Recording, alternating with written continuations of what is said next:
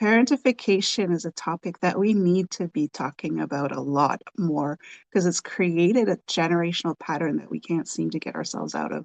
And for those who are trying to break that cycle, they're being judged very harshly as soft parents. So we do need to address this, and this is what the episode is going to be about today. I'm going to talk about what causes parentification, the types of parentification, how does that look like, and the long-term effects on our children when they're being given the role of the parent, and what to do to break the cycle. It's going to be a pretty heavy one. That's what we're going to talk about today. For those who don't know me, my name is Danielle C. Baker.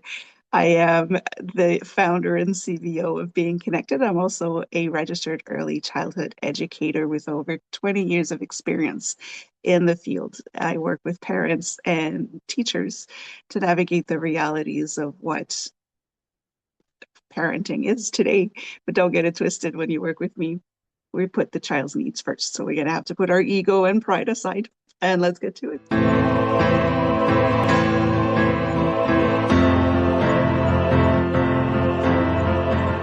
Hello, hello, hello. Welcome to the Talk to Danielle podcast. I am your host, Danielle C. Baker. And before we get started, be sure to like, follow, and subscribe to whichever channel you're listening or watching from. And of course, this is season 3, so I do invite you to have a look at the 2 previous seasons. There may be some topics there or some guests that may speak more to your reality today. So have a look. They are timeless episodes. I'm sure you're going to find something there that could help you in your journey. We're going to jump right in today with parentification. I am from the generation, I'm Gen X. People make jokes about the fact that we were parentified our entire lives. We are the generation that we're just left to fend for ourselves.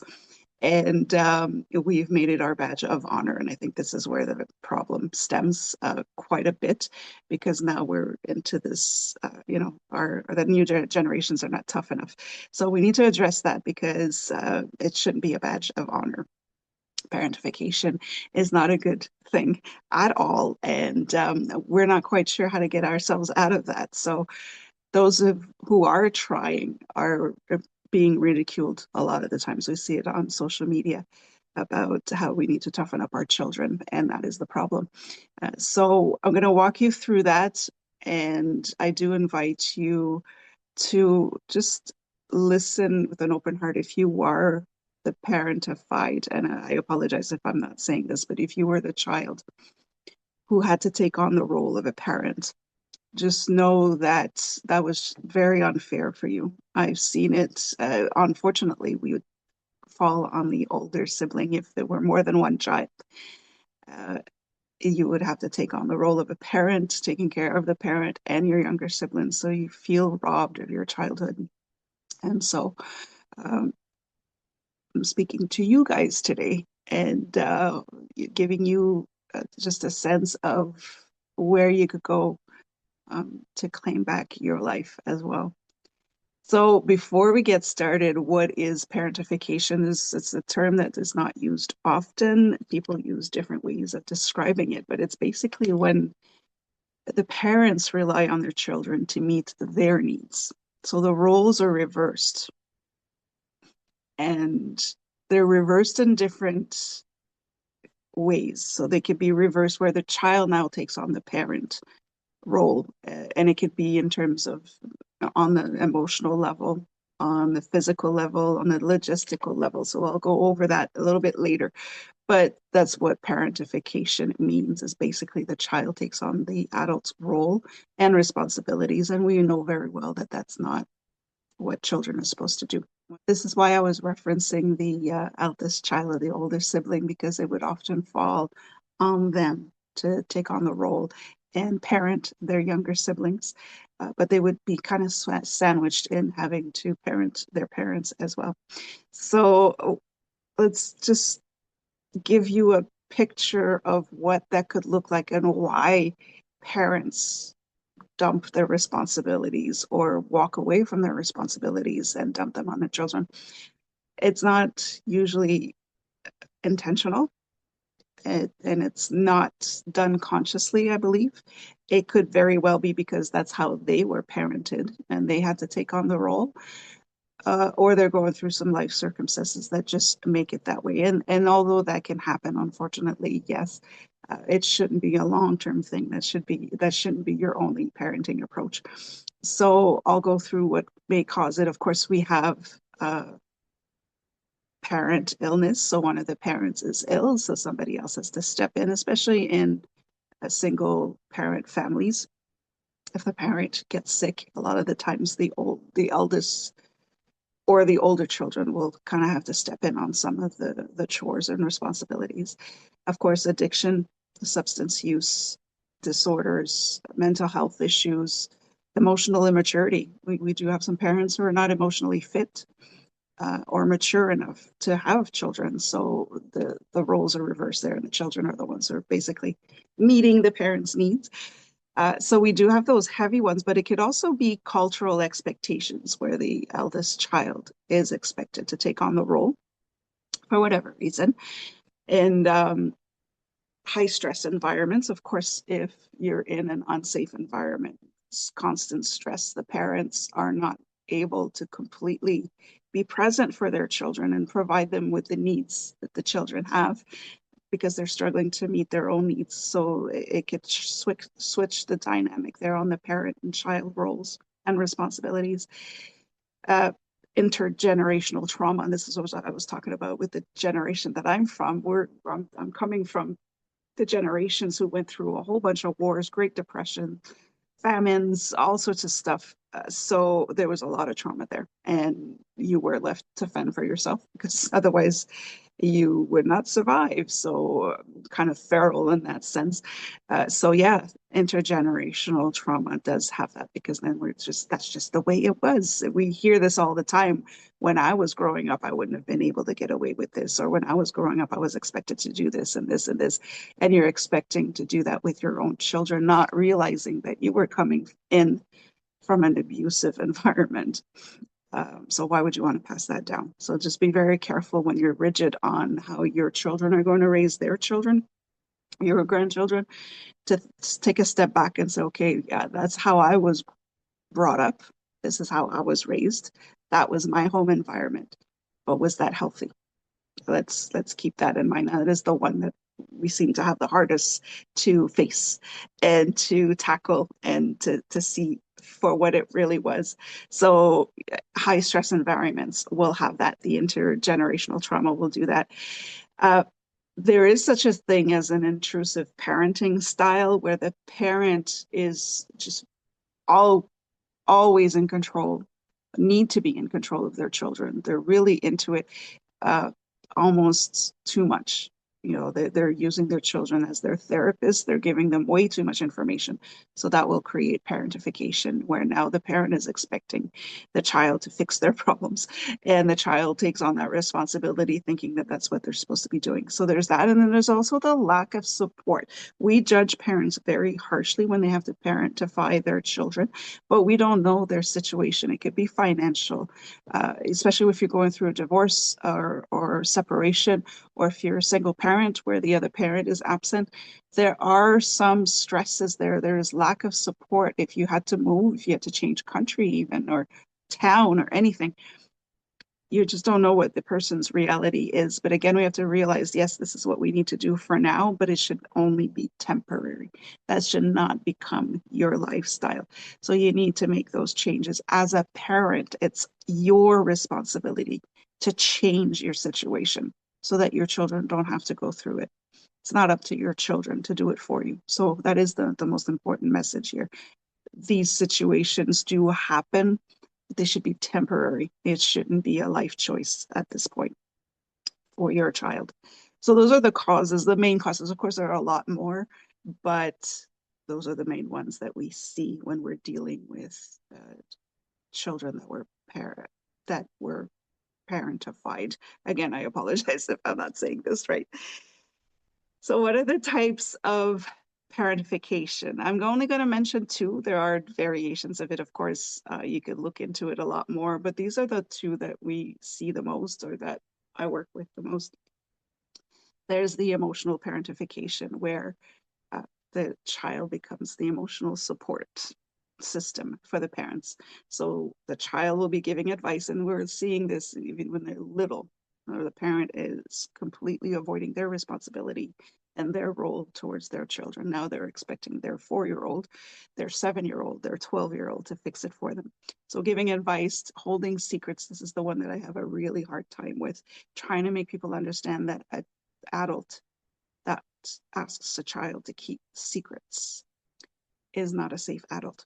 So holding secrets is a big sign of an adult uh, reversing the roles, expecting their child to parent them. Uh, Comforting the siblings, so we'll get to talk about that a little bit later, and diffusing conflict. So this is the child that has to smooth things over and keep peace in the house. Again, that is not a child's responsibility. We dump it on them, but it's not. And they will take that on. They think they're responsible for the chaos in the house. They're going to think it's their fault to begin with, because adults don't make mistakes in a child's eyes. So they logically, for them, it means that they're the problem. So they will take on that role. And just know that that is never a child's role, to diffuse conflict, to fix adult problems, and to keep the peace in the house. That is your role as a parent. So we need to take that into consideration. If you were brought up in a house where you were the one who was expected to keep the, or you felt the need to keep the peace in the house and keep everybody happy, don't make the parents upset. I'm really sorry that you had to go through that. And just know that it wasn't your fault and your parents dropped the ball. What happens in this type of parentification, when in terms of the emotional side of it, is the child will often feel like they're their parents' therapist, right? They need to fix the problems. The parents will overshare drama at work, uh, all of the issues with their ex, or whatever, with their own parents, with their finances, with the neighbors, with this. So the parent that shares everything with their child is a parent that is reversing the roles. And we're talking about emotional parentification. The other form of parentification is instrumental or logistical. There's different terms for it, but this is where the child is now tasked with the adult responsibility. The child had to step in. The parent completely failed as a parent and a functioning adult, and now the child has to step up. So this is what we're seeing in many of the older generations, is they just had no choice. They had to step up as early as 5, 6 years old. They were taking care of themselves or their younger siblings. So we're talking about the household chores, the basic life skills here. We're cooking, um, feeding the siblings, keeping the house clean, all of that. So all of the house logisticals, that's what we're calling it, instrumental parentification, is, keeping the house clean, doing the chores, making sure the siblings did their homework, changing diapers, all of that. I'll go on that because there's some chores. There's a difference between chores and teaching life skills and then taking on the adult's role. Managing finances. I've been subject to that growing up, where I started work way too early and never saw a paycheck. So I was paying for bills as young as 10 years old. So that is a form of parentification, and caring for the siblings, of course. So that was my sister's side. She was the older. She was the one who's raising me. There is a difference, like I mentioned earlier, when you're talking about the difference between instrumental parentification or chores, right? There's a difference there. You can have age appropriate, you can teach age appropriate life skills for your children. So yes, it is important for them to make their bed, clean their room, help with the dishes, they need to be age appropriate. So a 6-year-old should not be making dinner for the younger siblings, or even for the parent, because the parent is too tired or depressed or whatever. So age appropriate life skills, that's okay. Versus things or tasks where now you're serving the adult. The adult doesn't have the strength or doesn't feel like doing their part. So now they're guilting or manipulating their children to do it. So once in a while, yes, the older child could make dinner, depending on their age. That represents different things. but to have expected to do it, expecting them to do it every day, and for them to get punished for not doing it one day, now we've crossed the line. So we need to use discernment on that as well. They can be a blend of the two, the emotional and the instrumental parentification.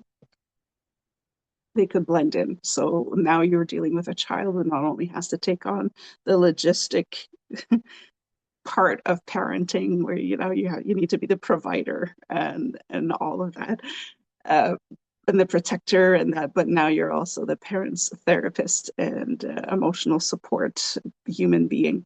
That's a bad place to be in, and we unfortunately see that a lot. Now, of course, the parents do need to seek help there because it's not for their children to clean that mess up. Now, of course, when you're into a parentification family home, uh, it's not going to come out. It's not going to be obvious because, again, we're holding secrets, we're playing around it, we're manipulating it.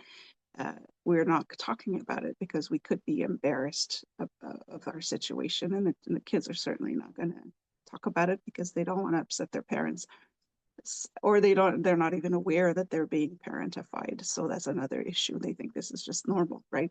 So we need to be able to recognize the signs of a child that could be parentified.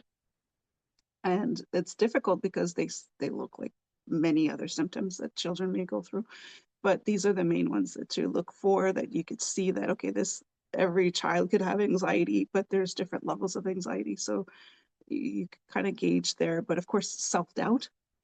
A child doesn't know how to take on adult responsibilities. On the development part of them, their brain is not able to process this. Part of the brain that can work that out is not even developed yet. And not only that, but they have to learn through examples. So if the parent is not showing them through actions how to take care of a house or how to raise younger siblings, uh, they don't know what they're doing. And of course, if they're doing it wrong, they're going to get punished, reprimanded, yelled at. We have people pleasing. We think that it's our fault that our parents are not functioning. I think they're not doing enough. I am a good kid. I am trying to help as much as I can. Please look at what I'm doing, So the people pleasing is a huge thing. Difficult with the asserting themselves.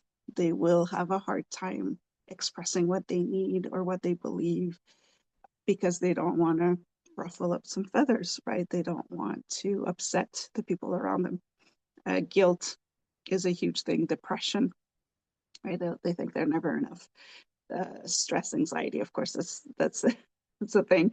Difficulty at school if they're not in a safe environment at home. Uh, if they're going through all that in their mind, their head is very busy at that point. They're not going to be able to focus on school. So you could have a child that's doing really well in school, and all of a sudden everything starts to fall apart. They're not focusing anymore. The work is not being handed in. That could be a huge sign that there's something there, that there was a dynamic shift in terms of the parent-child roles. And those are the children that cannot enjoy their childhood. Right? They can't play, they can't go out with their friends whenever. Of course, there's some responsibilities, but when they're constantly missing out on just being a kid because they're too busy taking care of the parent or their other siblings. That is a huge thing that we need to look at. So children who don't even know how to play because they never got a chance to. They were too busy caring for people. People who can't go out and play. They can't get into after school activities. Again, there are other factors, but if it's constantly never able to do anything, where the child doesn't even ask if they can anymore because they don't think it's accessible to them, that is a huge one too. There are so many other signs that can pop up, but it really does depend on the situation. It could be a temporary thing or it could be a long-term thing, but these are the signs that you will see often. And of course, they look like signs for so many other things. That's why it makes it so difficult to pinpoint if it is parentification or if there are other issues that this child is dealing with or the family is dealing with. Again, there's so many other factors that are at play. And I make a very important point here that we need to be careful how we approach this. If we do need to approach a parent or a family about parentification, depending on the situation that the parent is going through at the moment, they may not be able to see past the stress or the actual uh, situation that they're going through. So we need to tread lightly there and not be so hard on the parents, because they could be going through something and they're already beating themselves up for what's going on. I'm now going to mention some of the long-term effects. So what happens to a child that's been parentified? Now, again, those are symptoms that could surface from other things, but those are the main ones that we will see. And if you yourself have been parentified as a child, you may recognize some things here that can help you to move on, so that you're not passing that down to your own children afterwards. But one of the first or most important, I think, effect of parentification is suppressed needs. You're suppressing your needs. You're not addressing your needs first. You're emptying your cup to other people, but you're not taking the time to refill your cup. So this comes from, I had to think about it for a minute. I have to choose my words wisely here, but this comes from when a child in the home environment, a child's own needs or emotions were a threat for the parent. The parent is running away from their responsibilities. So being faced with the child's emotions or needs that need to be met because they are a child was a threat for the parents, because now they had to face the fact that they were not taking on their responsibilities as a parent. And so the child learns that expressing their own needs or their own emotions was a threat to the parents. They could get in trouble for it. They could get punished for it.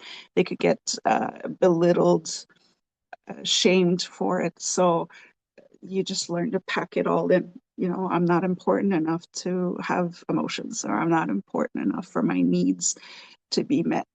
This is what happens when you're parentifying your child.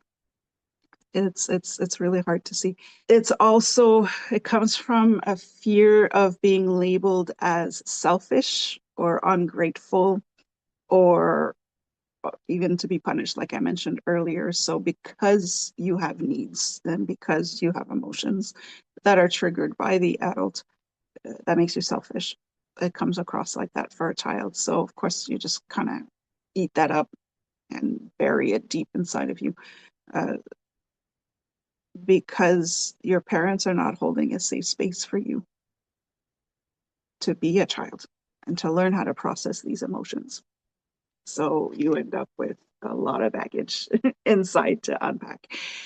Another long-term effect is just unhealthy relationship dynamics. We already know about this, but you know, you will often, as a child that was parentified, you will choose self-centered partners because that's all you know. You were taught that someone who loves you and cares for you will take everything from you, right? So that's what you look for in a your parents are showing the example of who to look for as a life partner, as a business partner, as friends. So as a parent, be mindful of that, that it's not what you say to your child and how people should treat you. It's how you treat them and how you treat the other parent. That's all they see. And that's what they learn from. So we end up with very unhealthy relationship habits because we haven't been taught healthy ones. So there's also an issue of the fear of an abandonment or rejection, right? So instead of going with somebody that is good for us and could help us get through it, we're looking for whoever is giving us attention. So that's where the unhealthy habits start. It does create also a slew of mental health issues. Of course, suppressing your needs and suppressing your emotions is very unhealthy. So you are looking at anxiety, depression, substance use disorders. I mean, there's a long list of things there where, yeah, it does tag on with mental health issues. There's another side of it where a lot of people will think, oh, this is a good thing. But in this sense, it isn't because of the way they got to it. But children that were parentified have very high emotional intelligence. And of course, you're thinking, wow, this is great. but it can go a little too far, as well as because of the way that they had to learn their emotional intelligence, but also going too far with it uh, could hurt you. So children who were parentified come up as strong kids, independent, self-sufficient, all of that, right? Dependable. Uh, they do have this superpower of being able to feel the emotions of others in a very strong way. So they're almost feeling it like the other person is feeling it, or they can even see it coming. They will feel it before the person actually feel it. So they will then give themselves a lot more to that person to help them through it. So again, giving a lot to others, but not allowing to take some time to refill your cup. So how do we break that cycle? This is something that's been going on for generations. It's still deemed the respectable way of bringing up your child is to toughen them up, right? How do we do that? Now we have to understand that I've done an episode on that. I think in season 2, you can have a look at it of what the parent role actually is. And the parent role is to make sure that the child has a healthy and fulfilling developmental growth from infancy to adulthood. So you're there to make sure that your child develops and grows to their full potential. Children have to have a safe space to grow, to play, and to develop without taking on the adult's burdens. Children need to be children. Kids need to be kids. So they do need to play, they do need to grow, they do need to develop in an environment where they don't have to stress about adult problems. And that's hard to provide as an environment, as an adult going through life. That's really hard to provide. So, of course, it's never going to be perfect, but you need to find that balance. So, this is the first thing that you need to do in order to break the cycle is to make sure that your child feels safe to talk to you about their burdens, to feel safe to express their emotions, no matter what that looks like, no matter how ugly that looks like, because you're there to show them how to process. They're too young in their early years to understand how to process their emotions. You need to be there to show them how to. And if you're going through your own emotions, you're not able to do that.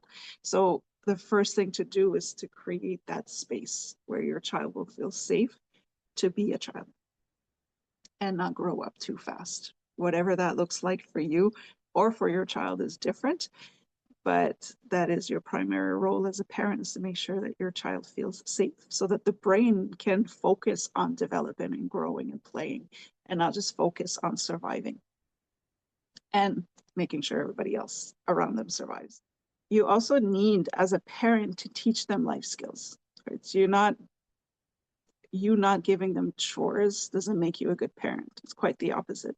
So they need to be functioning human beings. They need to be able to survive on their own. And that does include keeping a clean house, eating in a healthy way, maintaining boundaries for healthy relationships. That's all part of it. It's not just cooking and cleaning and make your bed, pick up your socks off the floor. You do need to teach them chores. They do need, yes, sometimes to do their chores before they can go out and play with their friends or play their video games. That is normal, but it shouldn't interfere with your child's health, school, or relationships. So if your child is constantly cleaning the house and looking after their siblings where they can't have a few moments with their friends so that they could just be with people their age and grow on a social level with their friends, then you've crossed the line. If they're starting to show signs of anxiety, depression, uh, if they're regressing in their development, those are signs that you're not addressing your child's need. You need to step up as a parent, as the adult. It's not for your child to figure it out. It's not for you to tell your child to stop being a baby and, tough it out that you had it worse growing up. That's not going to help at all. You're avoiding your responsibilities. So you need to fix this before, don't pass it on to your child. So yeah, if your child was doing really good and now they can't focus at school anymore, they're having trouble with it, that subject, yelling at them is not going to help at this point. Try to figure out if your child is struggling at school, it's because they're not feeling safe in some sort of way. Some needs are not being met, so the brain shuts down back to survival mode. So they're not going to be able to problem solve, and they're not going to be able to do the math homework or conjugate verbs because their brain is not capable of doing so. So you need to be aware of that. What is it that triggers you? How can you provide a safe environment for your child, and just recognize that maybe the childhood that you had was not the best, right? And it's not for your child to pick that up. So get the help that you need so that you can be there fully for your child. Your child is not responsible for you and what you're going through. I see that so many times. I've lived it myself. Uh, your problems are not your child's problems, right? So yes, sometimes we do have to tell them about certain things that are going on, but they don't need to know the whole tea, right? They're not your confidant. They're your child. Let them grow. They're gonna feel the need to fix your problems, but they don't know how. So you could tell them, I'm going through a rough patch, but everything is okay. Yeah, I've got the help. We're going to get the help that I need. Show them how to do this so that they don't have to go through this when they're adults, right? So it's not your child's responsibility for what you're going through. Don't make it their problem. It's a you problem. It's not a them problem. Okay. The other thing too is sometimes I mentioned earlier, you sometimes you're going through a really rough patch and you have no choice. The children do need to help, right? They are maybe as a teenager going to have to take a job. That money should be theirs, but life happens, right? Uh, you need to find the balance, and you need to tell yourself this is just temporary, and we'll balance that out once we get through this rough patch. So again, depending on the age that your child is, you need to gauge that so that you know just how much information you give them. But if you're going through a divorce or a separation, you lost your job, you're going through very uncertain times, and you're struggling to put food on the table, that's normal. To have to ask your children to help, if you have to take on an extra job, right? You may need the older sibling to care, to look after the kids, whatever reason it is, but that will be temporary. And you should let your child know this and thank them for the help, that you show them that you appreciate the help. And then when things work out, that we can go back to normal. But when you're going through that rough patch, you still need to give moments where your child can be a child. All right, so find those moments where you can have fun together, play games, even if you're not feeling it. You need to give your child that time to be able to be a child. So I understand that a lot of realities in the families is there is no support. There is no grandparents or aunties or uncles that could be there to help when you're going through something. Or those grandparents, aunties, and uncles are not the ones that your child needs to be around. So I do understand that, but find within your community there may be some places that are often free where your child can go and hang out with kids their age, so that they can have fun and they can feel normal. That's all the kids want to do, is feel normal. So find that balance where you can give them those moments where they can still be kids, they can still enjoy their childhood. And just know that you're going to get through it just like you've gone through everything. Just allow your child to enjoy it a little bit more so that they don't have to go through it just like you are later on. I'm going to leave, or I'm going to end this episode on specifically for the older children, right? Things not to tell your eldest child is so important. And I'm specifically saying it for the eldest because usually they're the ones who have to take care of the younger sibling. But of course, if it's just the one child, or if it's the middle child that's taking care of everybody, whatever the situation is, for the oldest, even if you're in a healthy family environment and you're not parentifying your children, these are things that you really need to avoid saying to your eldest so that they can still enjoy their children, that their childhood, that they can still be kids and they can still enjoy their youth. So one of the first things, I've got 9 of them, and I am going to read them just to make sure I'm not forgetting anything. The first thing you should never, ever, ever, ever tell your oldest child is, you're older, you should know better. They can't know better if you didn't teach them. And they're still a child. You can't ask a 4-year-old, or you can't tell a 4-year-old that they should know better because they have a 2-year-old brother or sister. So avoid that. It's not because that they're older that they should know better. What did you do to teach them to know better? And why can't they enjoy their childhood as well? Why do they have to sacrifice theirs for the younger siblings? So now we're creating that I'm not enough, I'm not worthy. That's what we're doing. We're not doing it consciously, but that's what's happening. So never ever say, you're older, you should know better. The other one, you're fine, just let them have it. They're still young. Again, you're not important. Your younger sibling is. That's all they're hearing. So saying, let them have it, they're young, you're older, you should know better, that falls all into it. They're allowed to have their things. They're allowed to have their space. They're allowed to enjoy their moments. They shouldn't have to always have to give it away. That's what you're teaching your child to be for when they're adults. I expect more from you because you're older, right? You might as well be stabbing them in the heart at that. I expect more from you. Have you been clear on the expectations? Are your expectations realistic for their age, for their reality? So again, never say that to your oldest child. You're supposed to be the responsible one. Because you're older, you're supposed to be responsible. We're supposed to be teaching the others how to be responsible as well. So again, we need to be careful with that, how we're saying it to the oldest one. We're just dumping all these expectations on the oldest. They don't even know what they're supposed to be doing. They're children. They're supposed to be children. That's all they're supposed to be. Your sibling looks up to you. Set the example. We've heard that your sibling looks up to you. Why are they looking up to you? The children should be looking up to their parents. So if you're telling your eldest that their sibling are looking up to them, that's your first sign that you are dumping your parent responsibilities onto your oldest. Your children should be looking up to you, not the eldest. If they think that the eldest sibling is the one to look up to, it's their role model. They're the parent, you're not. So be very careful with what you say, right? You're not a little kid anymore. Stop being a baby. They are a kid. Let them be a kid. Okay. If they're acting like a child, if they're acting younger than their age, it's because it's their way of telling you that there's a need that's not being met.